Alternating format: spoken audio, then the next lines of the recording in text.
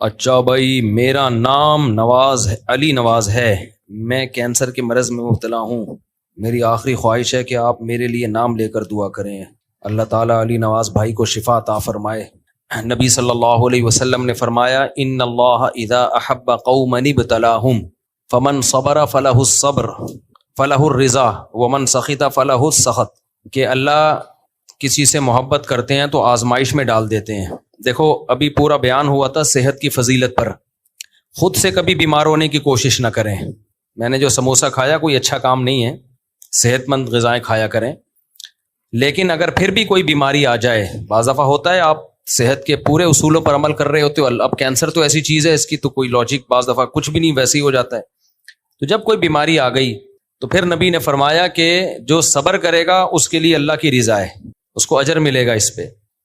اب اس بیماری میں آپ کو جو تکلیف ہوگی اور جو بھی پریشانی ہوگی، عجل لہ العقوبۃ فی الدنیا، اللہ تعالیٰ آپ کے گناہوں کو دنیا میں معاف کر دیں گے۔ نبی صلی اللہ علیہ وسلم نے فرمایا، جس سے اللہ ناراض ہوتا ہے نا تو اس کو آخرت کے لیے سزا مؤخر کر دیتا ہے کہ آخرت میں ہی تجھے میں پوچھوں گا، وہ بہت سخت سزا ہے۔ تو دنیا میں جب کوئی بیماری آ گئی، کوئی پریشانی آ گئی تو اس سے گناہ دھلنا شروع۔ لقی اللہ طاہرا مطہرا، نبی نے فرمایا جب اللہ سے ملے گا پاک صاف ہو کے، سب دھل دھلا جائے گا۔ تو مرنا تو سب نہیں ہے، جو صحت مند ہیں انہوں نے بھی مرنا ہے، جو بیمار ہیں انہوں نے بھی مرنا ہے۔ بعض دفعہ ہم نے دیکھا ہے صحت مند مر جاتا ہے، بیمار زندہ رہتا ہے۔ تو اس لیے یہ بھائی جو بھی بیمار ہیں، پہلی تو دل سے دعا ہے اللہ ان کو صحت دے، شفا عطا فرمائے۔ اللہ کے خزانوں میں کمی نہیں ہے، ایسے ایسے لا علاج مریض ہم نے دیکھے ٹھیک ہو جاتے ہیں۔ اور زندگی کے جتنے بھی دن ہیں اس میں صبر کریں، ٹینشن جو قدرتی طور پہ خود بخود ہوتی ہے پریشانی، وہ تو ظاہر ہے انسان کے بس میں نہیں ہے، خود سے سوچ سوچ کے پریشان نہ ہو، اچھے پہلو کو سوچیں کہ بھائی اللہ نے گناہ معاف کرنے کا ایک موقع مجھے دے دیا ہے، اور توبہ کا موقع مل گیا۔ اچانک موت جو ہوتی ہے اس میں توبہ کا موقع نہیں ملتا انسان کو، بیمار ہو کے مرتا ہے توبہ کا موقع مل جاتا ہے، گویا اللہ خود کہہ رہے ہیں کہ اب کر لے توبہ بھائی جو جو تو نے غلطیاں کی ہیں۔ تو یہ بھی ایک اللہ کی رحمت ہے۔ اچھا بھائی، غزہ اور فلسطین کے حق میں جو احتجاج ہوتے ہیں اور ہو رہے ہیں، ان میں خواتین کا شریک ہونا کیسا ہے؟ اب میرا خیال ہے احتجاج میں خواتین کو تو نہیں بلایا جا رہا، زیادہ تر تو مردوں کے احتجاج ہو رہے ہیں، تو جب خواتین کو نہیں بلایا جا رہا تو نہ جائیں، وہ احتجاج تو مرد کر رہے ہیں۔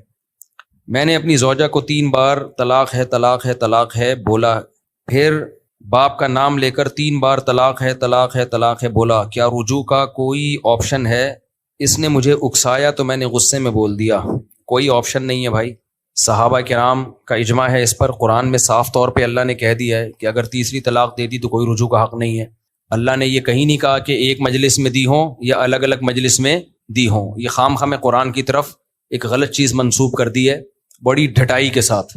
ہاں یہ ضرور ہے کہ سورہ طلاق میں اللہ نے طریقہ بتایا ہے کہ اکٹھی مت دو، 3 مہینے کے ایک مہینے کے وقفے سے دو، اور اس کی وجہ بھی اللہ نے بتائی کہ لا تدری لعل اللہ یحدث بعد ذلک امرا، کہ اللہ کوئی جوڑ کی صورت پیدا کر دے گا۔ بعض دفعہ آدمی غصے میں ہوتا ہے، وہ کہتا ہے اب تو ہمارا جوڑ ممکن ہی نہیں ہے تو 3 دے دو، تو اللہ کہتے ہیں تم خود کیسے فیصلہ کر رہے ہو سکتا ہے اللہ جوڑ کی صورت پیدا کر دے تو مت دیا کرو۔ تو اس لیے قرآن منع کر رہا ہے کہ 3 دینے سے 3 ہو جاتی ہیں۔ پھر اس بارے میں صحیح بخاری کی حدیث بھی ہے، اکٹھی 3 طلاقیں 3 ہوتی ہیں، ابو داؤد کی حدیث بھی ہے، اور سب سے بڑھ کر صحابہ نے حدیثوں کو زیادہ سمجھا ہے یا ہم نے زیادہ سمجھا ہے؟ میں بار بار اہل حدیث سے کہتا ہوں بھائی ایران توران چھوڑ دو، فلاں نے کیا لکھا فلاں نے کیا لکھا، کوئی ایک صحابی دکھا دو یار جس نے اکٹھی 3 طلاق کو 1 کہا ہو۔ عبداللہ بن عباس نے اکٹھی 3 طلاقوں کو 3 کہا، عبداللہ بن مسعود نے اکٹھی 3 طلاقوں کو 3 کہا، حضرت عمر نے اکٹھی 3 طلاقوں کو 3 کہا، حضرت عثمان نے اکٹھی 3 طلاقوں کو 3 کہا، سیدنا علی نے اکٹھی 3 طلاقوں کو 3 کہا، عبداللہ بن عباس نے اکٹھی 3 طلاقوں کو 3 کہا، عبداللہ بن عباس کے شاگرد حضرت عکرمہ نے اکٹھی 3 طلاقوں کو 3 کہا۔ جتنے صحابہ تابعین ہمیں ملتے ہیں ان سے صحیح سند سے جو بات ثابت ہے، رخصتی کے بعد اکٹھی 3 کو سب نے 3 ہی کہا ہے، اور ببانگ دہل کہا ہے، اور بہت سخت لہجے میں کہا ہے۔ عبداللہ بن عباس سے تو بالکل بے غبار صحیح سند، جس کو اہل حدیث بھی صحیح مانتے، اتنی واضح سند ہے۔ ایک شخص 3 طلاقیں دے کے آپ نے فرمایا کہ تم حماقت پہ سوار ہو کے پھر مجھ سے کہتے ہو کہ گنجائش نکالو، تو اللہ سے نہیں ڈرا، اللہ نے تیرے لیے کوئی گنجائش نہیں رکھی ہے۔ اہل حدیثوں کے پاس ان باتوں کا کوئی جواب نہیں ہے، جب بھی کچھ بات کرتے ہیں گھماتے ہیں بات کو، کہ دیوبندی کی فلاں عالم نے بھی لکھا ہے کہ 3 طلاقوں میں اختلاف ہے، فلانے نے بھی لکھا ہے، ڈمکانے، اب چھوڑ دو بھائی جس نے بھی لکھا ہے، قرآن سے دکھاؤ، صحیح حدیث سے دکھاؤ، صحابہ سے دکھاؤ۔ وہ ایک رکانہ والی حدیث دکھاتے ہیں، وہ لنگڑی لولی سند ہے اس کی، ٹھیک ہے نا، اس کی سند بھی نہیں پڑھ کے سنا سکتے وہ، ایسی لنگڑی سند ہے اس کی، اور اس کو کہتے ہیں متفق علیہ اور بالکل صحیح حدیث ہے۔ اور ایک محمد بن اسحاق کے طریق سے ایک حدیث ہے حضرت رکان نے کی، محمد بن اسحاق کے بارے میں امام احمد بن حنبل قسم اٹھا کے فرماتے تھے کہ جب یہ مسائل کے بارے میں کوئی حدیث بیان کرے نا، اس کی حدیث حجت نہیں ہے، قسم اٹھا کے کہتے تھے۔ تو ایسی ایسی لنگڑی لولی حدیثوں کو وہ لا کے لے آتے ہیں قرآن و صحیح حدیث اور قرآن کے مقابلے میں۔ اور وہ جو صحیح مسلم کی حدیث ہے، نبی کے دور میں 3 طلاقیں ایک سمجھی جاتی تھی، اس کے جواب ہم کئی بار ریکارڈ کروا چکے ہیں۔ اس میں یہ نہیں ہے کہ اکٹھی 3 طلاقیں ایک سمجھی جاتی تھی، وہ بالکل ایسا ہی ہے جیسے جابر بن عبداللہ کہتے ہیں ہم نبی کے دور میں متا کرتے تھے۔ ہم جواب دیتے ہیں بھائی جو لوگ کرتے تھے وہ نبی کی اجازت سے تھوڑی کرتے تھے، نبی نے تھوڑی کہا تھا کرنے کا۔ زمانے جاہلیت میں ایک چیز تھی جو منسوخ ہو گئی، لیکن بہت سے لوگوں کو پتہ نہیں چلا۔ تو ایسے ہی 3 طلاقیں زمانے جاہلیت میں ایک سمجھی جاتی تھیں، یعنی رجوع کا حق ہوتا تھا۔ تو اسلام نے پھر اس حکم کو منسوخ کیا ہے، کیونکہ مرد اس سے عورت کو کھیلتے تھے، عورت کے ساتھ طلاقیں دیتے رہتے، جب عدت گزرنے والی ہوتی رجوع کر لیتے، پھر طلاقیں دیتے۔ تو اللہ نے کہا کہ بھائی 3 کے بعد آپشن نہیں ہے، طلاق کا لفظ زبان سے 3 دفعہ نکال سکتے ہو، لامحدود اختیار اب تمہارے پاس نہیں ہے۔ زمانے جاہلیت میں لامحدود اختیار تھا۔ اس پر میری کتاب بھی ہے، اور میرے جو تفسیر کے لیکچرز ہوتے ہیں سورہ بقرہ کی جو الطلاق مرتان والی آیتیں ہیں، اس میں ڈیٹیل سے میں ریکارڈ کروا چکا ہوں، ریفرنسز کے ساتھ اور مکمل احادیث کے ساتھ، حوالوں کے ساتھ۔ تو کسی نے تفصیل سے دیکھنا ہو وہاں دیکھ لے۔ تو 3 طلاقیں دینے کے بعد کسی نے اہل حدیث سے یا کسی سعودی مفتی سے فتویٰ لے لیا، بیوی حلال نہیں ہوگی۔ یہ سعودیہ کے جتنے بھی مفتی ہیں قابل احترام ہیں، لیکن یہ صحابہ اور 4 اماموں کی خاک کے برابر بھی نہیں ہے، چاہے مکہ مدینہ کے ہوں، چاہے مدینہ یونیورسٹی کے ہوں۔ آج کل کے مفتیوں پہ کوئی ہمیں اعتماد نہیں ہے، ہر جگہ ہر چیز پیدا ہو رہی ہے مارکیٹ میں۔ لوگ کہتے ہیں سعودیہ کے مفتی نے فتویٰ دیا ہے، بھائی سعودیہ کے مفتی بھی ہماری طرح گوشت پوش کے بنے ہوئے انسان ہیں۔ تو صحابہ، تابعین، قرآن و حدیث واضح، ان کے مقابلے میں کوئی مفتی، کسی مفتی کی کوئی حیثیت نہیں ہے۔ اور یہ بھی میں جب کہہ رہا ہوں، جب مان لوں کہ سعودیہ کے مفتی ایسا کہتے ہیں، جبکہ سعودیہ کے اکثر مفتی ایسا نہیں کہتے۔ سعودیہ کے اکثر مفتی وہی کہتے ہیں جو میں کہہ رہا ہوں۔ سعودی عرب میں پورا اس پہ اجلاس ہوا تھا 1995 یا 85 میں، جس پہ 3 طلاق کا ایشو بہت کھڑا ہو گیا تھا، بڑا اختلاف آیا۔ تو حکومت سعودیہ نے وہاں کے علماء کو آرڈر دیا کہ آپ بیٹھ کے اس مسئلے کو حل کرو۔ تو 85 میں ہوا تھا یا 80s میں کہیں ہوا، یہ القرار کے نام سے وہ رسالہ انٹرنیٹ پہ مل جائے گا، عربی میں رسالہ ہے۔ اس وقت سعودیہ کے بڑے بڑے مفتی بیٹھے اور اس مسئلے کو انہوں نے حل کیا، اور یہ فتویٰ دیا کہ بھائی اکٹھی 3 ہی ہوتی ہیں۔ لیکن پھر وہی کوئی کھڑا ہو گیا کہ 3 ایک ہوتی ہیں، تو اب اس کا تو کوئی حل نہیں ہے۔ اختلاف کرنا چاہو بیٹھ کے کرتے رہو۔ تو اس لیے میں جو یہ کانفیڈنٹلی کہتا ہوں نا کہ 3 طلاقیں دینے کے بعد کسی نے بیوی رکھ لی تو زنا ہوگا، وہ اہل حدیث کہتے ہیں مفتی صاحب اختلافی مسائل میں بڑی شدت کرتے ہو۔ بھائی آپ کا بنایا ہوا اختلافی ہے، یہ اختلافی ہے نہیں۔ صحابہ تابعین میں یہ مسئلہ اختلافی نہیں تھا، بعد میں اختلافی ہوا ہے۔ تو جب ایک دفعہ مسئلے پر اجماع ہو گیا تو بس وہ اجماعی بن گیا۔ پھر یہ ہمیں تانے بھی دیتے ہیں، گھر ٹوٹ جاتا ہے اور رو رہی ہوتی ہیں عورتیں، یہ حنفی اتنے سخت ہوتے ہیں۔ حنفیوں کے کھاتے میں کیوں ڈال رہے ہو؟ ہم بات قرآن و حدیث کی کر رہے ہیں۔ جب اہل حدیث نے کوئی غصہ نکالنا ہوتا ہے وہ حنفیوں پہ ڈال دیتے ہیں، حنفی یوں کہتے ہیں۔ بھائی حنفی اس لیے کہتے ہیں قرآن و سنت کہتا ہے، صحابہ کہتے ہیں، اور یہ تو شافعی بھی یہی کہتے ہیں، مالکی بھی یہی کہتے ہیں، حنبلی بھی، 4 اماموں کا اجماع اس کے اوپر۔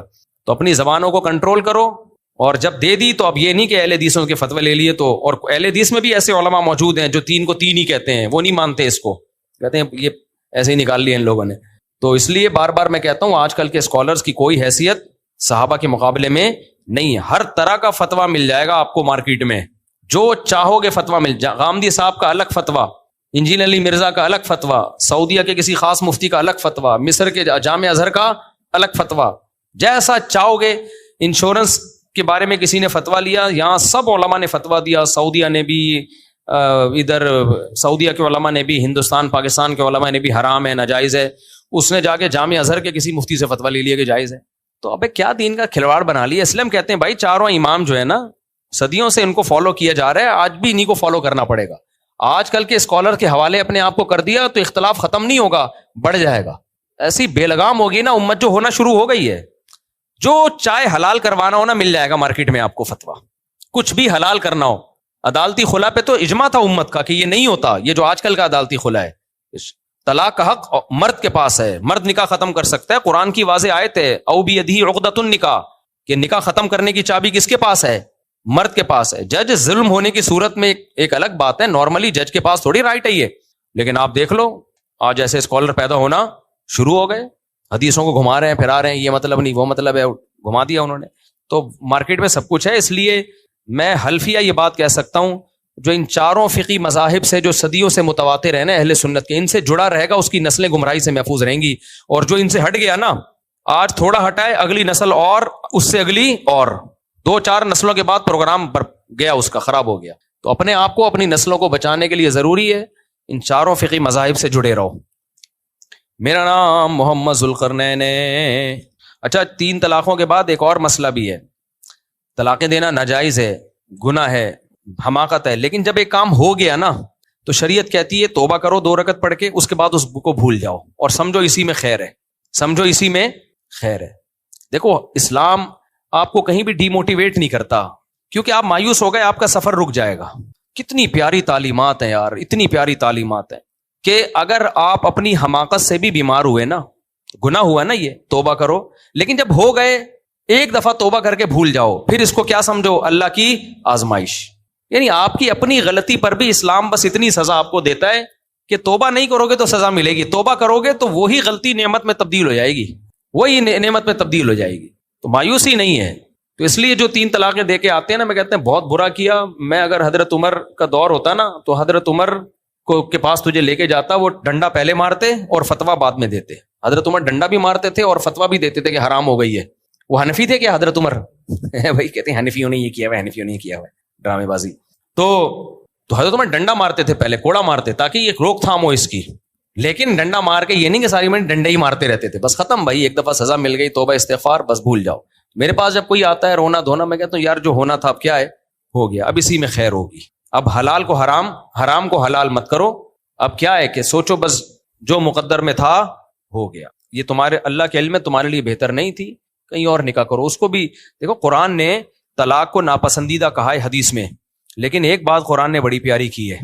میں حیران ہوتا ہوں یار، اللہ تعالیٰ نے بھی کیا پیارا مذہب ہمیں دیا ہے. کہیں بھی ہمیں اللہ نے ٹینشن لینے کی اجازت دی نہیں ہے، چاہے ہم ٹینشن والا کام ہی کر بیٹھے ہوں. ہم ٹینشن والا کام بھی کر بیٹھے ہوں، اللہ کہتے ہیں اب ٹینشن لینے کا نہیں ہے، جب ہو گیا تو ہو گیا. طلاق سب سے ناپسندیدہ ہے حلال کاموں میں، لیکن جب ہو جائے نا تو قرآن کہتا ہے وَإِن يَتَفَرَّقَا يُغْنِ اللَّهُ كُلًّا مِّن سَعَتِهِ. اگر کسی وجہ سے علیحدگی ہو گئی ہے تو ٹینشن لینے کا نہیں ہے. یہ میں اپنے الفاظ میں ترجمہ کر رہا ہوں، اللہ میاں نے یہ نہیں کہا کہ ٹینشن لینے کا نہیں ہے، لیکن اس کا حاصل یہی نکلے گا. اللہ کہتے ہیں وَإِن يَتَفَرَّقَا، اگر علیحدگی ہو گئی ہے، يُغْنِ اللَّهُ كُلًّا مِّن سَعَتِهِ، اللہ دونوں کو غنی کر دے گا، اس کی اچھی جگہ کرا دے گا، اس کی بھی کسی اچھی جگہ کرا دے گا. ٹینشن لینے کا نہیں ہے. اب یہ فلموں میں ہوتا ہے، ہائے وہ ادھر وہ خودکشی کر رہا ہے، وہ میرے محبوب دنیا سے بچھڑ گیا اور یہ اس کا بچھڑ گیا، اب ہم تو ایک both are made for each other، ہم تو بنے ہی ایک دوسرے کے لیے ہیں.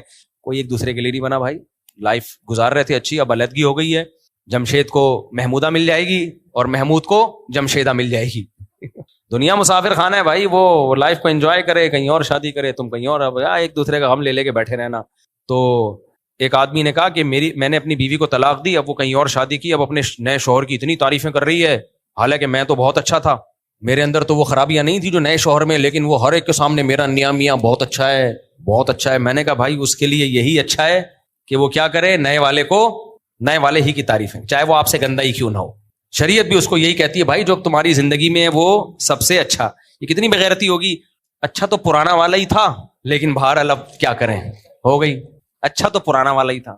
تو بھائی شریعت نے کہا بھائی خوش رہو یار، اب جو نیا ہے اس کو سمجھو یہ بہت اچھا ہے، اب اس پہ شکر ادا کرو، ورنہ ایسا نہ ہو کہ اس سے بھی ہاتھ شوہر ہی بدلتی رہو بیٹھ کے. تو طلاق کے بعد بری چیز ہے طلاق، لیکن ہو جائے تو اللہ کہتے ہیں وَإِن يَتَفَرَّقَا يُغْنِ اللَّهُ كُلًّا مِّن سَعَتِهِ. اسی طرح خاندانوں میں جب طلاق ہوا کرے، طلاق ہونے نہ دو، بری چیز ہے. لڑوانے کا کام مت کرو، میاں بیوی میں جوڑ پیدا کرو. ہو گئی ہے تو اس کو بتنگڑ نہ بناؤ، ابے یار بندوقیں نکل رہی ہیں، کچھ نہیں ہے یار، چلو کوئی بات نہیں، عدت گزراؤ. اس کو بولو بھائی کوئی اتنا ٹینشن لینے کا نہیں ہے، مر بھی تو سکتا تھا نا، کوئی بات نہیں، بچوں کا باپ تو ہے نا، ملتا رہے گا، خرچہ دیتا رہے گا، بچے مل جل کے پال لینا. تو کہیں اور شادی کرو، اس کی کہیں اور کرائیں، تھوڑے دن میں سب نارمل ہو جاتا ہے. ہاں غم کو سر پہ مسلط کر لو گے تو پھر اس کے بڑے سخت سائیڈ ایفیکٹ ظاہر ہوتے ہیں. میرا نام محمد ذوالقرنین ہے. مفتی صاحب گھر والے شادی نہیں کرا رہے، کہتے ہیں پیروں پہ کھڑے ہو جاؤ پھر شادی ہوگی. 25,000 40-45 ہزار کماتا ہوں، بس کما رہے ہو تو پھر شادی کر کے بتا دو ہو گئی ہے. کما رہے ہو نا، پھر کیا، گھر والوں سے تو وہ پوچھ کے کرتا ہے جو کما نہ رہو. ہاں کوشش کرو گھر والوں کی مرضی سے کرو، لیکن وہ کرنے ہی نہیں دے رہے نا، تو پھر اس کا حل یہی ہے کہ بھائی اب آپ کے تو ہم نے کہا تھا آپ ہماری کرا دو، نہیں کرا رہے تو پھر ہم خود کر کے بتا رہے ہیں. کیا جماعت اسلامی جماعت اسلامی کی باتیں جماعت اسلامی سے پوچھا کرو بھائی. آپ کے کہنے سے بہت سے لوگ شادی تو کرتے ہیں دوسری، پر حالت آنے پر دوسری کو چھوڑ دیتے ہیں. بالکل صحیح کہا ہے لوگوں نے، یہ جن صاحب نے کہا ہے بالکل صحیح کہا ہے. آدھی بات سنتے ہیں ہماری، آدھی سنتے نہیں ہیں. شادی کر لیتے ہیں، جب مسائل آتے ہیں یا تو دوسری کو چھوڑ دیتے ہیں یا یعنی پہلی کو چھوڑ دیتے ہیں، یا ظلم شروع کر دیتے ہیں، یا ٹینشن میں آتے ہیں، ڈپریشن میں آ کے چرس پینا شروع کر دیتے ہیں. اس لیے بار بار کہتا ہوں، رکشوں کے پیچھے جو لکھا ہوتا ہے نا اس کو غور سے پڑھا کرو. ٹرکوں اور رکشوں کے پیچھے بہت کام کی باتیں لکھی ہوتی ہیں. رکشوں کے پیچھے لکھا ہوتا ہے تپڑ ہے تو پاس کر ورنہ برداشت کر. تو دوسری شادی کرو نبھانے کے لیے، ایسی کی تیسی جو اکھاڑنا ہے اکھاڑ لو. آج ایک بندہ آیا میرے پاس، دوسری شادی کی ہے اس نے، کہہ رہے میں نے چھپا کے رکھی ہوئی تھی، کسی بیوہ سے کی ہے، چھپا کے رکھا ہوا تھا، پکڑا گیا میں. بیوی نے موبائل دیکھا کون ہے یہ، اس سے ایسی باتیں ہو رہی ہیں، تو پکڑا گیا، پتہ چلا جی بیوی ہے. کہہ رہا اب میں بہت ٹینشن میں ہوں، بیوی کو پتہ چل گیا، میرا ناک جینا حرام کیا ہوا ہے. میں نے کہا اچھا ہے پتہ چل گیا، نکاح ہے نا بتا دیا آپ نے. کہہ رہا اب میں کیا کروں، اب چھپا کے رکھوں اس کو، باریاں نہیں دی. میں نے کہا یہ نہیں، اب پتہ چل گیا. بولو اب تو چل گیا پتہ. نہیں پتہ تھا تو میں ٹائم کبھی دیتا تھا کبھی نہیں، اب تو پتہ چل گیا تو میں اس کو بھی باریاں دوں گا، تمہیں بھی باریاں دوں گا. کہہ رہا وہ تو درگت بنا دے گی. میں نے کہا بنانے دو درگت بھائی، بن کیا کر لے گی بھائی. تو بس اب میں نے کہا حالات آہستہ آہستہ کیا ہو جائیں گے نارمل. اور اگر ابھی سے 2 نمبریاں شروع کر دیں تو کبھی بھی نارمل نہیں ہوں گے. جھوٹ بولنا شروع کر دیا نہیں میں وہاں نہیں جا رہا، میں تو باری نہیں دے رہا، میں تو یوں کر رہا ہوں، میں تو مدنی مسجد میں تھا، میں تو فلم دیکھنے گیا ہوا تھا، میں تو سیروزے پہ گیا ہوا تھا. تو ساری زندگی جھوٹ پہ ہی. اب ہو گیا، بولو بھائی میری بیوی ہے، غلط کیا صحیح کیا، اب میں اس کے ایک رات ادھر گزاروں گا ایک رات تمہارے پاس. اس سے بہت بڑی ٹینشن ہوگی لیکن تھوڑے دن یا چند مہینے. جھوٹ کی جو ٹینشن ہے قیامت تک چلتی رہے گی. دیکھو بچہ مر جاتا ہے بڑی ٹینشن ہے، لیکن ہمیشہ نہیں پالی جاتی وہ ٹینشن، صبر آ ہی جاتا ہے. تو بڑے بڑے غم جو ہوتے ہیں نا، جب ایک دفعہ یقینی طور پر ہوں گے یہ ہے تو صبر آ جاتا ہے. عورت کو بھی صبر آ جاتا ہے، ایسا کہیں نہیں ہے کہ قیامت تک وہ روتی رہے گی. تھوڑے دنوں میں یوز ٹو ہو جائے گی، عادی ہو جائے گی، بھائی ٹھیک ہے یار چلو. اگر صبر کرنا چاہے، نہ چاہے تو پھر تو دنیا میں کوئی علاج ہے ہی نہیں. تو اس لیے جو ہے بتا کے کر لو بس. اللہ اور یہ ہمت نہیں ہوتی ہے تو پھر وہ یہی ہوتا ہے، ظلم کرنا شروع کر دیتے ہیں، دوسری کو لٹکا دیتے ہیں. ایک مولانا صاحب فرما رہے تھے جہاد کی تیاری ہر مسلمان پر فرض ہے. بات قرآن سے صحابہ کے بالکل اپنے آپ کو فٹ رکھنا، تیار رکھنا یہ ضروری ہے. پراپر وے میں جہاد کے لیے فوج جوائن کرنی چاہیے. انڈیویجولی جا کے کوئی دھماکے شماکے کرنا، اس سے ملک میں فساد ہوتا ہے اور غلط تنظیموں کا حصہ بن جاتا ہے آدمی، غلط لوگ یوز کر لیتے ہیں. تو اس لیے پراپر وے میں اب لوگ کہتے ہیں فوج ایسی فوج ویسی، تو اچھے لوگ چلے جائیں، فوج اچھی ہو جائے گی. فوج کوئی آسمان سے تھوڑی اترتے ہیں، یہ ہم لوگ ہی جاتے ہیں فوج میں. تو اچھے لوگ جائیں گے تو اچھے لوگ آئیں گے، برے لوگ جائیں گے تو برے لوگ آئیں گے. تو فوج بذات خود نہ اچھی ہے نہ بری ہے، جیسی پبلک ہے ویسی کیا ہے، ویسے ہی فوج ہے. لیکن فوج میں ایک بات ہے کہ ان کا جتنے باقی ادارے ہیں نا ان سے اگر کمپیئر کیا جائے تو پاکستان کے پاس صرف اداروں میں ایک ہی ادارہ بچا ہوا ہے جس کو فوج کہا جاتا ہے. تو اگر یہ فوج سویلین کے ہاتھ میں ہوتی تو اتنی بڑی بڑی توندیں ہوتی پھر کہ آج آرمی چیف 8 سموسے کھا کے آئے ہیں، ٹھیک ہے نا. تو اگر کچھ ہمیں دوسرے اداروں سے ہم کمپیئر کرتے ہیں نا، کمپیئر انڈیویجولی دیکھو گے تو کرپٹ لوگ بھی ملیں گے آپ کو، ایماندار بھی ملیں گے. لیکن اگر ایز اے ادارہ آپ دوسرے اداروں سے کمپیئر کریں تو ابھی بھی فوج کا پلڑا بھاری ہے. اگر اداروں کے حیثیت سے آپ کہتے ہیں اس ادارے نے یہ کر دیا وہ کر دیا، تو میں کمپیئر کر رہا ہوں تو باقی اداروں نے کیا کیا ہے. میرا نام محمد عابد ہے، میں خود پانڈا کمپنی میں کام کرتا ہوں. اس کا خلاصہ یہ ہے کہ کسی بھی غیر مسلم کمپنی یا ملٹی نیشنل کمپنی میں جاب کرنا جائز ہے. بائیکاٹ کا مطلب یہ نہیں کہ جاب چھوڑ دیں آپ بڑے مصیبت میں آ جائیں گے. اور بائیکاٹ کرنے والے علماء نے کبھی بھی یہ نہیں کہا کہ یہ پروڈکٹ حرام ہے یا ان کمپنیوں میں جاب کرنا حرام ہے. یہ لمبا سوال تھا لیکن میں سمجھ گیا دیکھ کے نا کہ سوال پوچھنے والے کا مقصد کیا ہے. تو جاب کہیں بھی حرام نہیں ہے، کہ چاہے یہودی کمپنی ہو چاہے کوئی بھی کمپنی ہو. لاکھوں لوگوں کی جاب جائے گی تو اس سے غزہ کو کوئی فائدہ حاصل ہونے والا نہیں ہے. آپ کا اپنا دیوالیہ نکل جائے گا، بھیک مانگو گے جا کے، اور بھیک بھی پھر یہودیوں سے ہی جا کے مانگو گے. صحیح ہے نا. زندگی کا ایک بہترین طریقہ یہ ہے کہ لوگوں سے قرضہ لے کے کھا جاؤ. وہ سب آپ کی زندگی کی دعائیں مانگیں گے، اللہ یہ نہ مرے یہ نہ مرے، یہ مر گیا تو ہمارا ہم گئے. کسی نے میم بنائی ہے کہ امریکہ نے انڈیا کو دھمکی دی ہے اگر پاکستان کو کچھ ہوا تو جتنا قرضہ پاکستان نے ہم سے لیا ہے وہ سارا تیرا باپ دے گا، تیرے باپ سے نکلوائیں گے. تو اس لیے میں کہہ رہا ہوں اگر آپ جاب ہی چھوڑ دیں گے تو پھر تو آپ اور قرضے تلوں دبیں گے. اچھا بھائی مفتی صاحب روحان عامل کو میں آپ کا جو موقف ہے اس سے میں بالکل متفق ہوں، کبھی کسی عامل کے پاس نہیں گیا. لیکن سوال یہ ہے کہ جس کو واقعی جادو کے اثرات وغیرہ کے مسائل کا سامنا ہو جائے تو اس کا علاج کیسے کریں, اس پر قابو کیسے پائیں؟ کیونکہ بعض ایسے مریض میں نے اپنی آنکھوں سے دیکھے جن کی حالت ہو جاتی ہے کہ گھر کا عام بندہ بھی ان کے قریب نہیں جا سکتا, وہ خود اپنے آپ کو دوسروں کو سخت نقصان پہنچاتے ہیں. برائے مہربانی اس کا حل بتائیں. اس کا حل عاملوں کے پاس تو بالکل نہیں ہے. سب سے پہلی اس کو کسی سائیکیٹرسٹ کو یا سائیکولوجسٹ کو دکھائیں. بہت دفعہ 99% دماغی مسئلہ ہوتا ہے, ہم اس کو جن سمجھ رہے ہوتے ہیں, بلکہ بعض دفعہ تو مسئلہ ہوتا ہی نہیں, ڈرامے کر رہا ہوتا ہے. ایسے بہت سارے کیس آئے ہیں, ہم نے دیکھے ہیں. عشق ہوا تھا کسی سے تو اپنے اوپر یہ جن چڑیل بھوت مسلط کر لیتا ہے, یا اور کوئی مسئلہ ہوتا ہے, جب آپ اس کی ڈیپ میں جاتے ہیں تو پتہ چلتا ہے مسئلہ بالکل کچھ اور تھا, یہ ڈرامے کر رہا تھا. اور بعض دفعہ جینین کیس ہوتا ہے, لیکن وہ ہوتا دماغی پرابلم ہے. دماغی بیماریاں اتنی ڈینجرس ہوتی ہیں, اتنی پیچیدہ ہوتی ہیں کہ وہ سمجھ میں نہیں آ رہی ہوتی. تو سائیکولوجسٹ کو دکھائیں یا سائیکیٹرسٹ کو دکھائیں, میڈیسن سے کور ہو جاتا ہے. اور شروع میں میڈیسن سے جلدی کور ہو جائے گا. لوگ شروع میں جن چڑیل بھوت نکالنے میں لگ جاتے ہیں, اس کی بیماری پختہ ہو جاتی ہے, پھر وہ میڈیسن سے کور نہیں ہوتی. میں نے ایسے بہت سارے کیس دیکھے ہیں. بچہ کہہ رہا ہے مجھے جن نظر آ رہا ہے, مجھے بھوت نظر آ رہا ہے, مجھے چڑیل نظر آ رہی ہے, مجھے سایہ نظر آ رہا ہے. ڈاکٹر کو دکھایا, 1 ہفتہ دوا دیے, بچے کو کچھ بھی نظر آنا بند ہو گیا, نہ سائے نظر آ رہے, ٹھیک ہو گیا. بہت سارے کیسز. بھائی 50 سال ہماری عمر ہو گئی تو تجربہ ہوگا نا. تو میڈیسن سے فوراً جن چڑیل بھوت بھاگ جاتے ہیں. وہ ہوتا کچھ نہیں ہے, اس کو نظر آ رہا ہوتا ہے, اس کو اپنے دماغ میں بیچارے کے پرابلم ہوتی ہے. 1% ایسا ہو سکتا ہے کہ واقعی جادو ہو یا کوئی جنات کا اثر ہو. ایسے بھی میں نے کیس دیکھے ہیں جو واقعی جن تھے, واقعی جادو کا اثر تھا. اس کا علاج میں نے کیا ہے, حالانکہ میں عامل نہیں ہوں, نہ مجھے جن چڑیل بھوت کا علاج آتا ہے. اس کے لیے ایکسپرٹ ہونا ضروری نہیں ہے. اس کے لیے آپ باوضو ہوں, آیت الکرسی پڑھیں, سورہ فلق سورہ ناس پڑھ کے اس پہ دم کریں, اس کا باپ بھی بھاگے گا انشاءاللہ. اگر آپ سمجھتے ہیں آپ کے دم سے فائدہ نہیں ہو رہا تو مسجد کے امام کے پاس چلے جائیں, جو بھی عامل نہ ہو وہ امام. دیکھو جنات پر بھی نا مشہور شخصیتوں کا ایک روب ہوتا ہے, ایک اثر ہوتا ہے, وہ ڈرتے ہیں. اللہ نے شہرت ایک ایسی چیز ہے جس کا ایک الگ سے روب ہوتا ہے. کتنے لوگ کہتے ہیں یار, حالانکہ میرا تو گھر میں یعنی شاید روب نہ ہو, اصل تو یہ کہ نہیں ہے, لیکن اب شرمندگی ہو رہی ہے تو بتاتے ہوئے پھر آدمی کہتا ہے تو جن پہ کیا روب ہوگا. لیکن میں نے کئی بار تجربہ کیا, کسی پہ جن چڑھا, میں گیا, چماٹ لگایا, معافیا مانگ رہا ہے وہ جن, بول رہا ہے اللہ کا واسطہ مجھے معاف کر دو, میں چلا جاؤں گا, مجھے مت مارو, مجھے مت مارو. میں پھر ایک لگایا رکھ کے, میں نے کہا تیری ایسی کی تیسی. تو کیونکہ مشہور لوگوں سے انسانوں پہ بھی روب ہوتا ہے اور جنات پہ بھی ایک روب ہوتا ہے. کتنے لوگ آتے ہیں ہم سے ملنے کے لیے, کہہ رہے ہیں آپ پوچھے نہیں جا رہا, آپ سے بات ہی نہیں ہو رہی. یہ ایک فطرت ہے, تو یعنی نیچرل ہے یہ. تو اب جو مسجد کا امام ہے یا کوئی ایسے جو نیک لوگ ہوتے ہیں, ہم تو نیک ہیں نہیں, نیکوں والا گیٹ اپ ہے, اللہ نیک بنا دے ہمیں. لیکن جو سچی مچی کے نیک لوگ ہوتے ہیں یا مسجد کا ائمہ ہوتے ہیں, نمازی پرہیزگار ہوتے ہیں, اکثر طہارت میں رہتے ہیں, آپ ان کے پاس جاؤ تو آپ تجربہ کر کے دیکھو, ان کے دم میں اثر زیادہ ہوگا.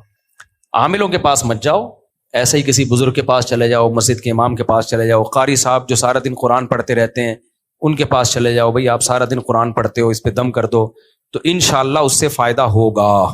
اور پانی پہ چھینٹے مارنے سے اور زیادہ فائدہ ہوتا ہے, یعنی پانی پہ دم کر کے نا پانی کی چھینٹے مارا کرو جب پیشنٹ کی ایسی حالت ہو کہ اس پہ جن آیا ہوا ہے, کیونکہ جادو میں یہی ہوتا ہے, جنات کا اثر شروع ہو جاتا ہے. تو آپ تجربہ کر کے دیکھیں, سورہ فلق, سورہ ناس, آیت الکرسی, سورہ فاتحہ, یہ جو مسنون اعمال ہیں یہ پڑھ کے آپ پانی پہ دم کریں اور زور زور سے پانی کی چھینٹیں مریض کے چہرے پہ ماریں, تو انشاءاللہ نارمل ہو جائے گا. وہ پھر بھی نارمل نہیں ہوتا تو صبر کریں, فوری طور پہ نہیں ہوگا, آہستہ آہستہ انشاءاللہ. اصل میں ہوتا پتہ ہے کیا ہے, جنات مایوس ہو جاتے ہیں کہ یہ زیادہ ہمیں لفٹ نہیں کرا رہا ہے, یہ زیادہ ٹینشن میں نہیں آ رہا ہے, ادھر ادھر بھاگ نہیں رہا ہے, تو وہ خود ہی آہستہ آہستہ رستہ بدل دیتے ہیں, کہہ رہے یار. اور جو زیادہ ٹینشن لیتا ہے ان چیزوں کی, جنات پھر وہاں بسیرا کرتے ہیں. تو 1% جن بھوت کا کیس ہو سکتا ہے, لیکن وہ اس کا حل یہی ہے. اس کے علاوہ عاملوں کے پاس تو جو گیا نا, مریض ٹھیک ہو گیا نا, دوسرا بندہ مریض بن جائے گا. میں بتا رہا ہوں, آپ تمہاری نسلوں میں جن چڑیل بھوت ہی رہیں گے آپ. تو یہ آپ کو لکھ کے دے دوں میں. مفتی سے گولڈ 122 گرام کی زکوٰۃ کتنی نکلے گی؟ 122 گرام کو 40 پہ ڈیوائڈ کر دو بھائی, اتنی نکلے گی. مفتی صاحب آپ سے گزارش ہے کہ جیسے جامعۃ الرشید اور کلیۃ الشریعہ 4 سال کا عالم کورس کروا رہے ہیں گریجویٹس کو, تو مہربانی ہوگی ایسے عالم کے کورس ویکینڈ میں بھی شروع کریں تاکہ مجھ جیسے لوگ بھی استفادہ کریں. بھائی عالم کا کورس ویکینڈ میں نہیں ہو سکتا کہ ہفتے میں 1 کلاس ہو اور آپ عالم بن جائیں, اس کے لیے 25 سال لگ جائیں گے آپ کو. تو 4 سال میں تو 5-5 6-6 کلاسیں ہوتی ہیں ڈیلی, تو جا کے عالم ہوتے ہیں. ہاں یہ ضرور ہے کہ شریعت کی جو بیسک تعلیمات ہیں ان کا ایک کورس مختصر ہونا چاہیے، جیسے فہم دین کورس وینوری ٹاؤن والوں نے شروع کیا تھا، اس طرح کے کورس وہ بھی چلا رہے ہیں تو چلانے چاہیے. اللہ کرے میں بھی چلا لوں کوئی ایسا کورس، تو سوچتا رہتا ہوں. بس آپ کے ویڈیو بیانات کو 8-9 سال کا عرصہ ہو گیا، لیکن آپ کے سوشل میڈیا یا چینل کی ٹیم پروفیشنلزم سے کوسوں دور ہے. تھوڑی ذمہ دارانہ ٹیم رکھیں تو پرانے بیان کا نیا بنا کر اپلوڈ نہ کریں، کیونکہ اس سے کنفیوژن ہوتی ہے. پرانے بیان نہیں اپلوڈ ہوتے، ایک ہفتہ پرانا بیان اپلوڈ ہوتا ہے، ایک ہفتہ. بہت زیادہ پرانا بیان تو جب اپلوڈ ہوتا ہے کوئی بیان ہی نہ مل رہا ہو، میں سفر پہ ہوتا ہوں، بیانات کے ناغے ہوتے ہیں تو پھر اٹھا کے چلا دیتے ہیں. تو کیا ہے، پرانا ہے تو کیا ہو گیا، ہے تو بیان ہی نا، کوئی یہ تو نہیں کہ غلط باتیں ہو رہی ہوتی ہیں اس میں. تو یہ مجبوری میں ایسا کرتے ہیں، نارملی ایسا نہیں کرتے. مفتی صاحب آپ کی بیانات بہت عرصے سن رہا ہوں، اس سے بہت کچھ سیکھنے کا موقع ملتا ہے، اور یار شرم آتی ہے چشمہ لگاتے ہوئے، کیا کریں یار، لیکن لگانا پڑ رہا ہے. کب تک چھپو گے پیڑوں کی آڑ میں، کبھی تو ملو گے لنڈا بازار میں. دیکھو یار بزرگ لگتا ہوں اس سے میں. ایک دن میں نے ایسا چشمہ لگایا تو عجیب سا نظر آ رہا ہے، ایک ادھر سے بالکل صاف نظر آ رہا ہے، ادھر سے تھوڑا عجیب سا. میں نے کہا یہ ہو کیا گیا، ادھر کا گلاس چینج ہے، ادھر کیا تو گلاس ہی نہیں تھا اس میں. آگے میں بہت سن رہا ہوں، اس سے پہلے بہت کچھ سیکھنا ملتا ہے اور انٹرٹینمنٹ ایک الگ. جزاک اللہ. ایک چھوٹی سی شکایت، آپ نے سب سے پہلے انجل مرزا کو ایکسپوز کر کے تھوڑا ڈھیلا چھوڑ دیا ہے، آپ کی جگہ الحمدللہ دونوں خان نے لے لی ہے. آفاق خان اور انبار خان نے انجینئر کی بھی منجی بہترین طریقے سے ٹھوک کے رکھی ہے، اور ساتھ میں جو اور فتنے پھوٹ رہے ہیں، اچھا بھائی انہوں نے بھی اس کو بھی یعنی تعاقب کیا ہے. مفتی صاحب آپ سے سوال، اس جاہل عارف، ابے کیا کر رہے ہو، صدر کو کہنے عارف الوی جو حالیہ بیان سوشل میڈیا میں وائرل ہے، کوئی اتنی اندھی تقلید کیسے کر سکتا ہے. عارف الوی نے جو بیان دیا ہے نا، یہ انہی بیانات میں سے ایک بیان ہے جو سلیپ آف ٹنگ ہوتا ہے، کہ کہنا کچھ اور چاہ رہے تھے، مبالغہ آرائی میں کچھ اور نکل گیا. تو ایسے موقع پہ فوراً پکڑ کے گستاخ اور گردن اڑانے کے فتوے یہ بالکل ٹھیک نہیں ہے، کل آپ سے بھی غلطی ہوگی. باقی اس نے عمران خان کی محبت میں غلو کیا، اور وہ جو تعریف کی وہ بالکل قابل مذمت ہے، اس کی ہم کبھی بھی اس کو اپریشیٹ نہیں کرتے. لیکن ہوتا یہ ہے کہ انسان جب بات کر رہا ہوتا ہے، بعض دفعہ مبالغہ آرائی میں ایسے جملے زبان سے نکل جاتے ہیں اس کے، تو اگلے کو معذرت کا موقع دینا چاہیے. یہ بولنا چاہیے بھائی آپ نے مبالغہ آرائی کی ہے، آپ اس پہ ایکسکیوز کریں.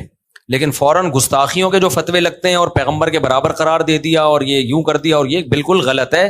سلپ آف ٹنگ یہ صحابہ سے بھی ثابت ہے اور یہ ہمیشہ سے ہوتا ہے، کیونکہ یہ جو قوم میں اتنی زیادہ سینسیٹیوٹی پھیلی ہوئی ہے نا، یہ تمہیں مروائے گی. کل تمہاری زبان سے بھی کوئی غلط لفظ نکل جائے گا، تو بھائی اگلے کو موقع دو. تو عارف الوی کو چاہیے وہ ایکسکیوز کر لے کہ بھائی مجھ سے مبالغہ آرائی ہو گئی، میں یہ نہیں کہنا چاہ رہا تھا، میری زبان سے غلطی سے ایسا لفظ نکل گیا ہے جس پہ میں کیا کرتا ہوں، معذرت کرتا ہوں. وہ الفاظ تو غلط ہیں، اس کو میں اس کی وہ نہیں کر رہا کہ بھئی وہ اتنی تو پیغمبروں کو بھی وہ اتنی یعنی عزت نہیں ملی یا اتنے لوگ نہیں، لیکن عارف الوی مسلمان ہے، کوئی مسلمان پیغمبر کی توہین کا سوچ بھی نہیں سکتا. ورنہ وہ نماز کیوں پڑھتا بھائی، وہ زکوٰۃ کیوں دیتا، اس کا علماء سے تعلق کیوں ہوتا. لیکن انسان ہے. تو ہمارے یہاں جو فوراً گرفت کر کے فتوے بازی شروع ہوتی ہے، اس کو 2 ٹکے کا نہیں چھوڑتے. بھائی یہ جذباتیت سے اب نکلو، اس سے مذہب بدنام ہوتا ہے دنیا میں، اور یہ دنیا میں کہیں بھی نہیں ہو رہا، صرف پاکستان میں ہی ہو رہا ہے. حالانکہ غلطیاں تو سب سے ہو رہی ہیں پوری دنیا میں، لیکن جب انسان عمل کی دنیا میں زیرو ہو جاتا ہے نا، تو پھر ان چیزوں میں وہ شیر ہوتا ہے. تو عارف الوی کو چاہیے ایک وضاحتی بیان دے دے، بھائی مجھ سے غلطی ہوئی ہے، میں یہ کہنا کچھ اور چاہ رہا تھا اور میرے سے مبالغہ آرائی میں کچھ اور الفاظ نکل گئے، ایکسکیوز کر لے، بس ختم. تو ایکسکیوز بہرحال ضرور کرنا چاہیے، معذرت ضرور کرنی چاہیے عارف الوی کو. جی انہوں نے یہ کہا ہے کہ نبیوں میں بھی اللہ تعالیٰ نے وہ کوالٹیز نہیں دی جو عمران خان کو اللہ تعالیٰ نے خوبی دی ہے اس وقت. نہیں، یہ نہیں کہا کہ نبیوں میں بھی جو کوالٹیز نہیں تھی، مقبولیت بولا ہے. یہی مقبولیت کا مطلب شہرت. تو انبیاء میں ایسے انبیاء آئے ہیں جن کو ذرا بھی شہرت نہیں ملی، آئے کسی نے فالو نہیں کیا، شہید ہو گئے.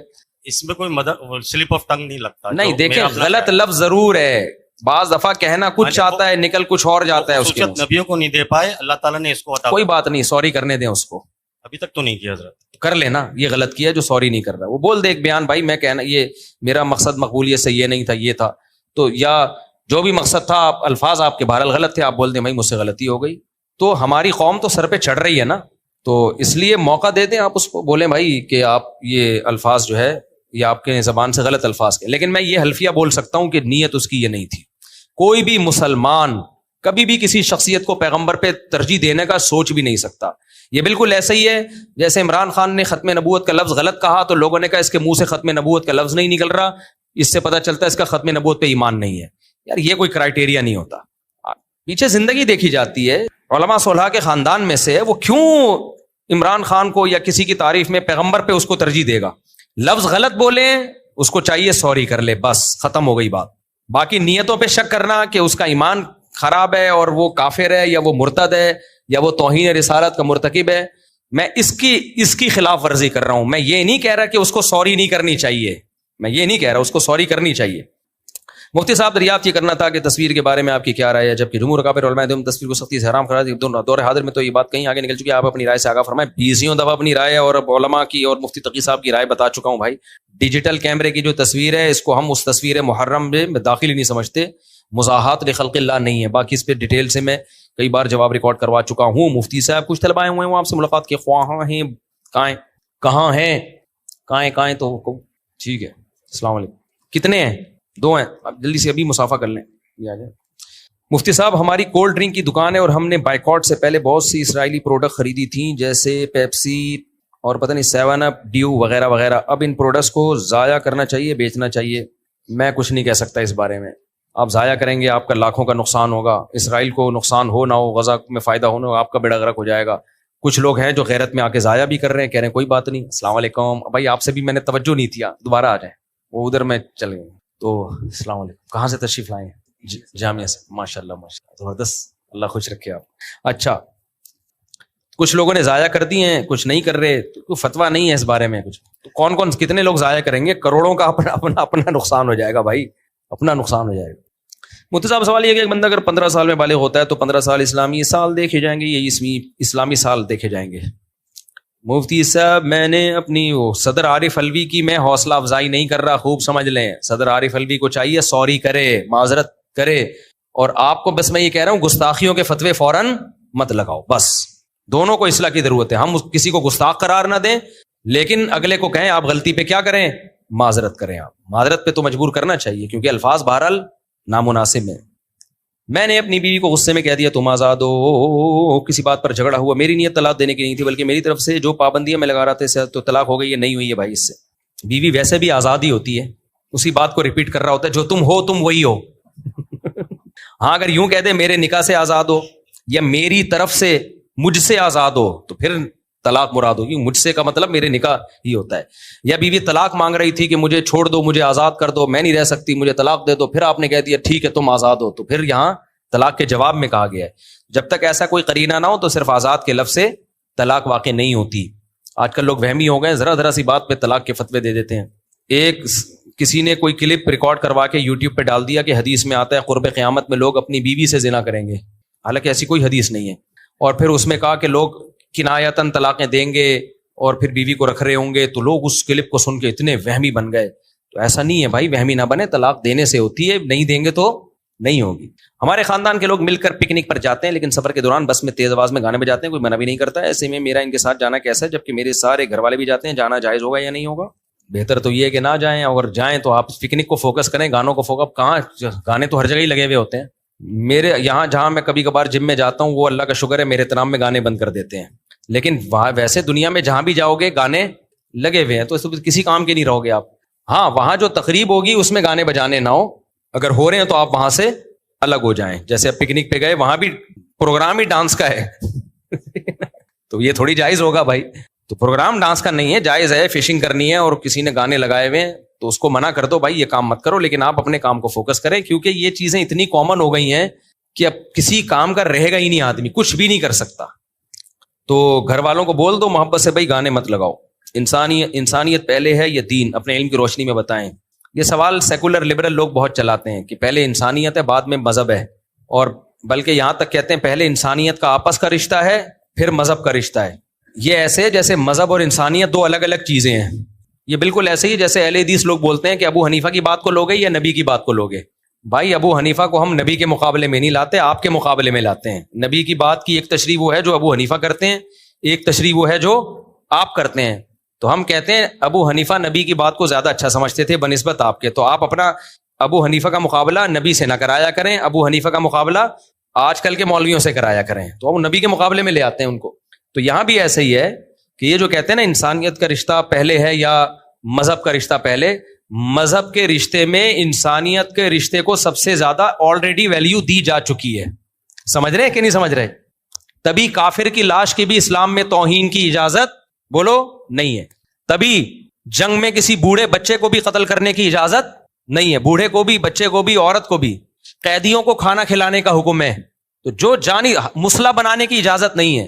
اگر کسی کافر نے آپ کو قتل کیا ترسا ترسا کے, تڑپا تڑپا کے, تو آپ کو اجازت نہیں ہے کہ جب آپ اس کو پکڑیں تو آپ بھی تڑپا تڑپا کے قتل کریں, آپ گردن اڑا کے قتل کریں گے اس کو. وہ جو حدیث میں آتا ہے نا, عورانیین قبیلے کے لوگوں کو نبی صلی اللہ علیہ وسلم نے انہوں نے بہت ظلم کیا تھا تو آپ نے بھی ان کو بہت سخت سزا دے کے قتل کیا. وہ حدیث بالاتفاق منسوخ ہے کیونکہ نبی نے مسلح بنانے سے منع کیا. اللہ نے پھر بعد میں حکم دے دیا کہ اب اسلام میں اس کی اجازت نہیں ہے کہ کسی کافر کو آپ تڑپا تڑپا کے قتل کریں. نہ وہ جتنا بھی بڑا ظالم ہو, اگر اس کا قتل کرنا ہے تو آرام سے قتل کیا جائے گا. تو مذہب نے انسانیت کے رشتے کو آلریڈی سپیریئر بولو رکھا ہے. حتیٰ کہ آپ کا اگر غیر مسلم پڑوسی ہے اس پر بھی احسان کا ثواب ملے گا آپ کو. صدقات و خیرات کا ثواب جیسے مسلمان کو پہ صدقہ کرنے کا ملتا ہے ایسے ہی غیر مسلم کو بھی. اتنی انسانیت ہے کہ ان کو اپنی عبادت گاہ میں جانے کی اجازت دے دی. اسلامی حکومت ہے لیکن اجازت ہے کہ آپ جا سکتے ہو اپنی عبادت گاہ میں. تو اس لیے اب ہمیں یہ بتانا کہ اسلام کا اور مذہب کا رشتہ بعد میں, انسانیت کا پہلے تو یہ فنٹر گیری ہے. اور آپ دیکھ لو, میں ایک بات میں بار بار کہتا ہوں, آپ کو غیر مسلموں کے ہاں عورت کے حقوق ملیں گے, اسلام کے ہاں عورت کے حقوق ملیں گے. کیسے؟ ماں کے حقوق, بیٹی کے حقوق, بہن کے حقوق, بیوی کے حقوق, الگ الگ کیٹیگری ہے. انگریزوں کے ہاں ماں کے حقوق نہیں ملیں گے آپ کو, بہن کے الگ سے حقوق بولو نہیں ملیں گے, بیٹی کے الگ سے حقوق نہیں ملیں گے. بس وومن رائٹس ہے, ویمن رائٹس کہ عورتوں سے آپ اچھے طریقے سے پیش آئیں. تو مبہم باتیں کی ہوئی ہیں بھائی. عورت اگر ماں کے روپ میں ہے تو وہ انسان ہے نا, تو اس کا حق بہت زیادہ ہے. آپ نے اف بھی نہیں کرنا, آپ نے سارا خرچہ اٹھانا ہے اس کا. وہ بیمار ہوتی ہے, ذمہ داری کس کی ہے؟ آپ کی ہے. آپ مریں گے تو بیٹی کو وراثت ملے گی. غیر مسلموں کے یہاں وراثت ملتی ہے؟ نہیں ملتی. تو انسانیت کے حقوق کو سب سے زیادہ فوکس کس نے کیا ہے؟ اسلام نے کیا. اس لیے اسلام اور انسانیت کو الگ الگ بنا کے پیش مت کیا کرو, بلکہ اسلام پر اگر عمل نہیں کرتے تو جتنے انسانوں کے حقوق پامال ہوتے ہیں نا, اتنے پھر کہیں بھی پامال نہیں ہوتے. کیونکہ اگر آپ اسلام کو بیچ سے ہٹا دیتے ہو, ماں کے حقوق پامال ہوتے ہیں. ماں کے حقوق کو ایکسپلین کرنے والا کوئی بھی نہیں. بیوی کے حقوق پامال ہوتے ہیں. آپ کی سینکڑوں انٹیوں سے آپ کی دوستی ہوتی ہے انلیگل, کوئی پوچھنے والا نہیں ہے. اسلام تو باؤنڈ کر دیتا ہے بھائی, جو آپ کی بیوی ہے اس کے علاوہ کسی کو نظر اٹھا کے بھی نہیں دیکھ سکتے. تو بیوی کے حقوق زندہ ہوتے ہیں. سارا خرچہ کون اٹھاتا ہے؟ شوہر. بیوی کے حقوق کیا ہو رہے ہیں؟ زندہ ہو رہے ہیں. شوہر کے حقوق بھی مل رہے ہیں اس کو. شوہر بھی تو انسان ہے نا, میں تو بھول ہی گیا تھا, تو ذہن سے نکل گیا تھا. اصل میں شوہر کے حقوق کیا ہیں؟ بیوی اس کے فرما بردار بن کے زندگی گزارتی ہے, تو اولاد دیتی ہے اس کو, وغیرہ وغیرہ. تو انسانوں کے حقوق کے لیول لگانا بہت آسان ہے بھائی. تو اس لیے ہم کہتے ہیں مذہب کا رشتہ سب سے سپیریئر ہے, کیونکہ مذہب کا حق سب سے سپیریئر ہے, کیونکہ اس میں انسانوں کے حق سب سے سپیریئر ہے. ہاں, خدا کے مقابلے میں انسانوں کے حقوق نہیں ہوں گے, اور ہوتا بھی نہیں ہے. خدا اللہ نے تو یہاں تک کہہ دیا کہ تمہارے پاس 1 کروڑ روپے ہے جس پہ 2.5 لاکھ زکوٰۃ بنتی ہے, اور تمہارے اوپر غفار بھائی کا قرضہ ہے 50 لاکھ, تو 50 لاکھ پہ زکوٰۃ بنے گی, 50 لاکھ پہ نہیں بنے گی. کیوں؟ اگر تم نے پورے 1 کروڑ پہ زکوٰۃ دے دی تو ہو سکتا ہے تم غفار بھائی کا قرضہ پی جاؤ, تو قرضہ پہلے ادا کرو, زکوٰۃ بعد میں دو. تو اللہ بھی سپیریئر ہے, لیکن وہ کتنا ارحم الراحمین ہے, اس نے بھی مخلوق کے مقابلے میں اپنے حق کو کیا کر دیا؟ پیچھے کر دیا. حج فرض نہیں ہوتا اگر آپ پہ قرضہ ہو, کیونکہ حج کرو گے تو قرضہ پی جاؤ گے. تو اللہ کہتے ہیں وہ جو ہے نا, میں تو مستغنی ہوں, مجھے پیسوں کی ضرورت نہیں, وہ تو بیچارہ بھوکا مرے گا, تو اس لیے اس کا حق ادا کرو. بلکہ اللہ نے آپ کی اپنی جان پر اپنے حقوق کو چھوڑ دیا ہے. آپ بھوکے مر رہے ہو, اللہ نے کہا خنزیر کھا لو, میں اپنا حق چھوڑتا ہوں. بھائی خنزیر سب سے زیادہ حرام ہے نا, کیا خیال ہے؟ اسلام میں سب سے ناپاک گوشت کس جانور کا ہوتا ہے؟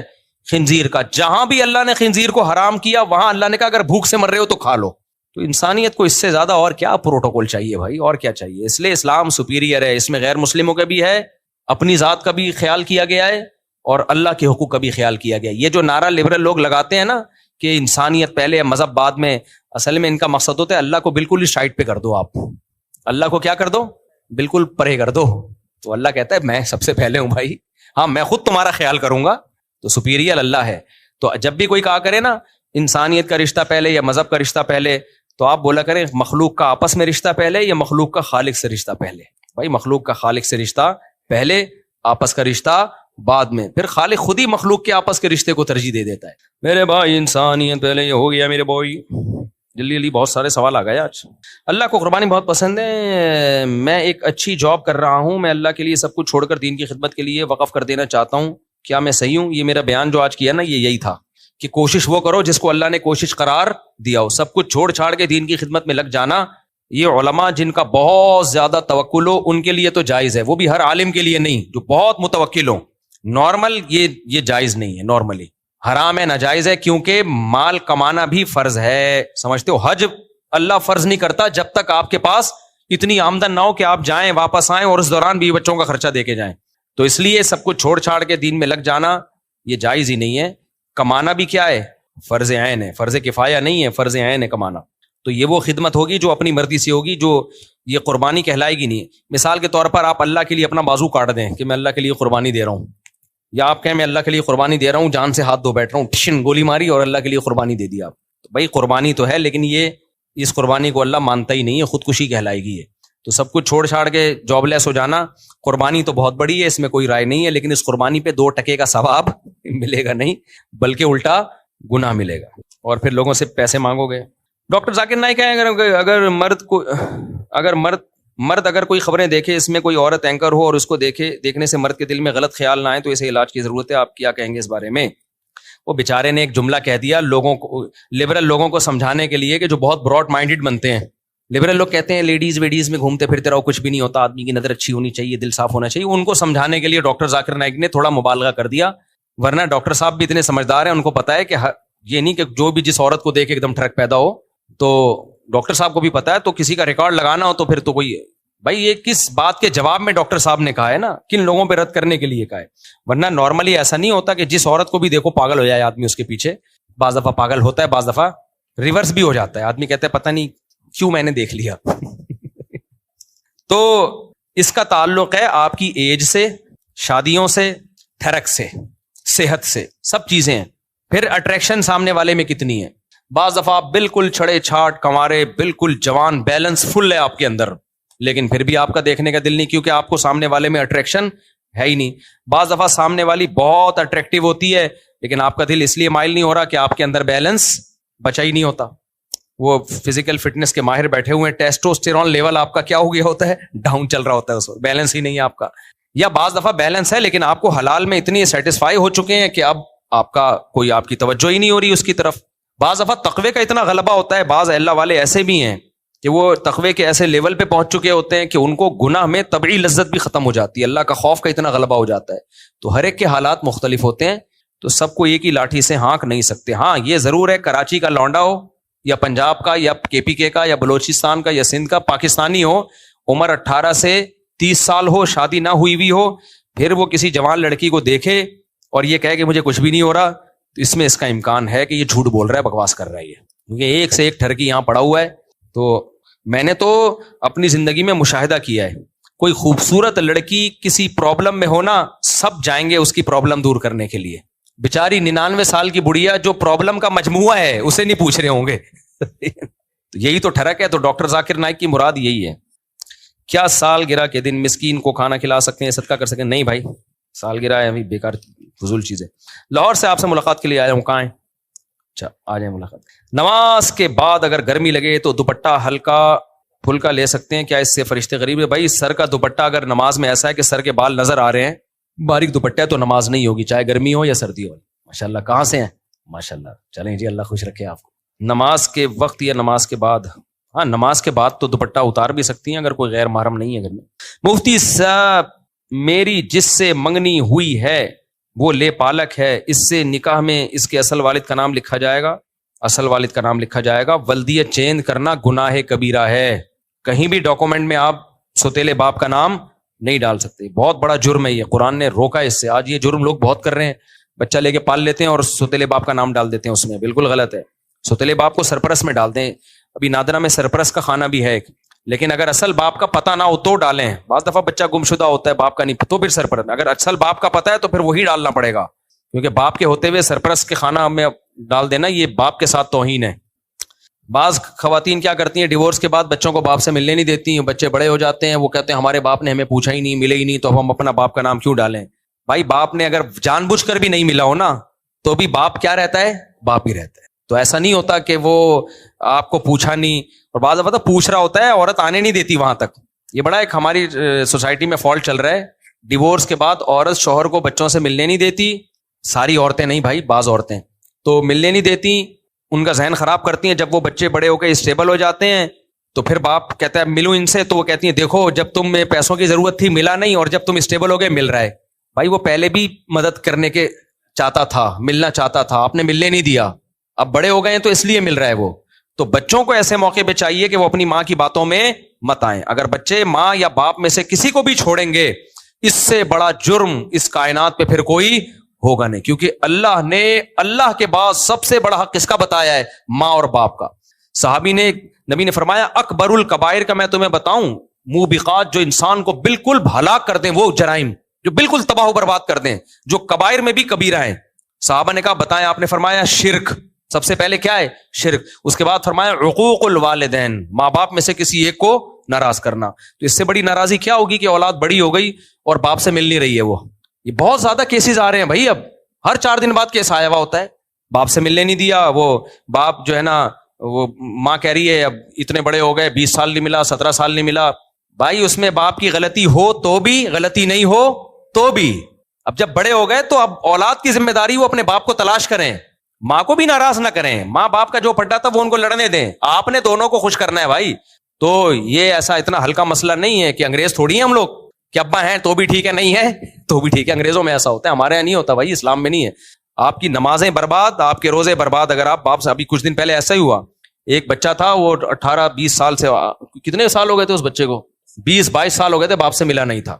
تو ماں نے اتنا ورغلایا ہوا تھا باپ کے خلاف.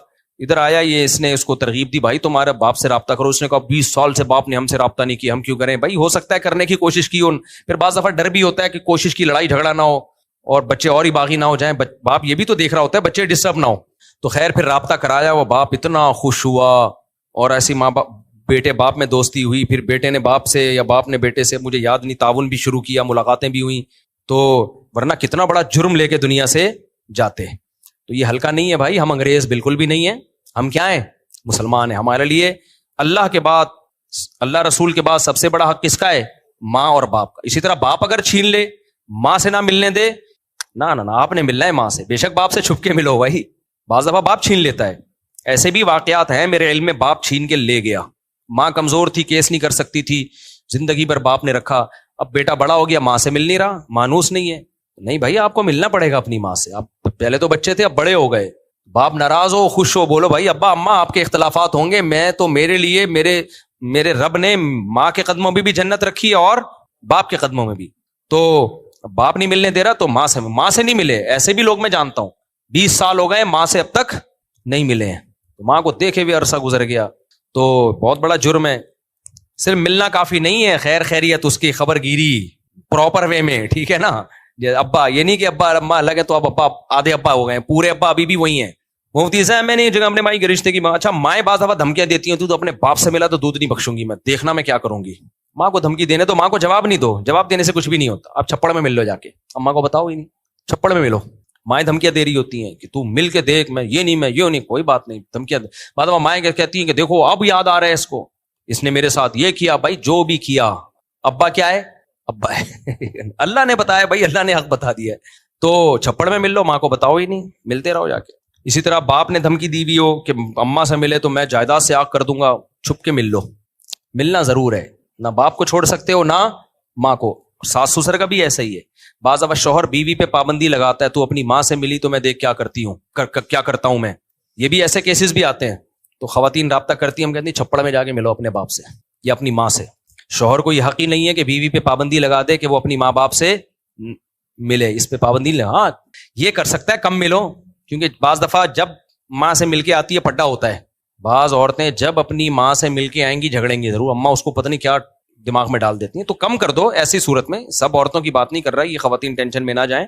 تو ایسے موقع پہ کم کر دو, لیکن روک دو کہ ماں سے ملے ہی نہیں, باپ سے ملے ہی نہیں, بھائیوں سے ملے ہی نہیں, یہ خونی رشتے ہیں بھائی, یہ نہیں ہو سکتا, امپاسبل.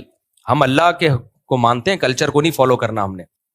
ایک جگہ میرے سامنے کیس آیا, تو ماں اور بچیاں بھی بڑی بڑی ہو گئیں, 25-30 سال کی. تو ماں اپنی ہسٹری بتا رہی ہے, کوئی گھریلو کیس تھا ان کا, کوئی بچی کا طلاق کا مسئلہ تھا. تو میں نے کہا ان کے والد کیوں نہیں آئے؟ کہ نہیں والد صاحب سے تو 20 سال پہلے ہماری علیحدگی ہو گئی تھی. تو میں نے کہا پھر وہ بچیوں کے باپ کو تو انوالو تو ہونا چاہیے نا بچیوں کے مسائل میں. وہ آپ سے علیحدگی ہوئی تھی نا, بچیوں سے کہہ رہی نہیں پھر ہم نے ملے ہی نہیں. اور پھر بیٹیاں بھی کہ ہم تو اپنے باپ کو نہیں ملتے, ہم نے تو شکل بھی نہیں دیکھنی اس کی. بڑا مجھے غیرت آئی یار یہ بیٹیاں کیسے اپنے منہ سے یہ کہہ سکتی ہیں کہ ہم نے اپنے باپ کی شکل نہیں دیکھنی. تو ایسے اولاد کو ڈرنا چاہیے, کل تمہاری بھی اولاد ہوگی. مکافات عمل ہوتا ہے بعض دفعہ. لیکن وہ اتنے تھے کہ اگر میں ان کے باپ کے حقوق بیان کرتا, اس ماں نے رکھ کے میرے کو چماٹ لگانا تھا کہ 20 سال جو میں نے ذہن بنایا ہے اس لیے تھوڑی بنایا کہ تم سارا پانی پھیر دو اس پہ. مفتی سے میں نے اپنے بھائی کے رشتے کی بات کی ہے تو کافی عرصے سے بات چل رہی ہے, تو ابھی آج کل انہوں نے ہاں کر دی ہے. لیکن ابھی مسئلہ یہ ہے کہ پہلے انہوں نے کوئی ذکر نہیں کیا کہ لڑکی میں کوئی مسئلہ ہے. انہوں نے تھوڑا سا بتایا تھا کہ لڑکی کو شوگر ہے, لیکن آج انہوں نے بتایا کہ لڑکی کو انسولین بھی لگتی ہے. تو اب آپ بتائیں کہ کیا رشتہ ہمارے لیے مناسب ہے, کیونکہ پہلے ہی ہمارے گھر میں بہت مسئلے مسائل ہیں, تو کیا رشتہ کرنا چاہیے کہ نہیں کرنا چاہیے. میں کسی کی شوگر کی وجہ سے کیوں اس بیچاری کا رشتہ توڑواؤں, یہ خود فیصلہ کرو میرے بھائی. تو شوگر اگر کنٹرول میں ہونا تو 99 سال بھی شوگر کے مریض زندہ رہتے ہیں. میرے نانا کو 40 سال شوگر تھی, 99 سال میں فوت ہوئے تھے. 40 سال شوگر رہی ہے اور فوت کب ہوئے؟ سوچو شوگر نہ ہوتی تو کب فوت ہوتے. تو یہ فیصلہ خود کرو. اگر لڑکی میں دوسری کوئی خرابی نہیں, اخلاق اچھے ہیں اور شوگر بھی اتنی ہے کہ انسولین لے کے چلتی رہے, وہ کھاتی رہے. شوگر کے مریض تو ایسے پھوڑتے ہیں. ہماری خالہ کو شوگر تھی, میں لڈو نہیں کھاتا, میری عادت ہی نہیں ہے نا. تو ہماری خالہ کو ٹائٹ شوگر تھی. ایک رسگلہ اٹھایا ٹیکا لگایا, دوسرا رسگلہ اٹھایا ٹیکا لگایا, تیسرا رسگلہ, یا ایک ہی ٹیکے میں زیادہ وہ دوا بھر لی. ان کو پتا ہوتا تھا اتنی شوگر ہے تو اتنی انسولین لینی ہے. ہم نے کہا آپ کے زیادہ مزے ہیں بھائی. تو یہ شوگر بعض لوگ یہ بھی کر رہے ہوتے ہیں, ٹیکے لگاتے رہو پھوڑتے رہو. تو اب مجھے نہیں پتا اس لڑکی کو کس لیول کی شوگر ہے, تو آپ خود فیصلہ کریں میرے بھائی. باقی کر لو یار, دنیا مسافر خانہ ہے یار. اگر اس میں اور کوئی خرابی نہیں ہے کر لو, پھر ایک اور کر لینا بغیر شوگر والی کے, اس کو بلڈ پریشر ہوگا.